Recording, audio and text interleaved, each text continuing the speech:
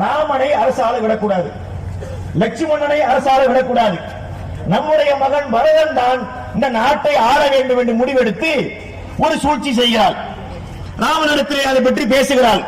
ராமனை அழைத்து கைகேயி சொன்ன வார்த்தை கம்ப ராமாயணத்திலே பதிவு செய்யப்பட்டிருக்கின்றது. கைகேயி என்ன சொல்லுகின்றார்? ராமா, நீ கானகம் சென்று தாழ் இரு சடைகள் தாங்கி தாங்க அரும் தவம் மேற்கொண்டு பூலிகம் காணம் நன்னி புண்ணிய துறைகள் ஆடி 7 ஆண்டின் வா.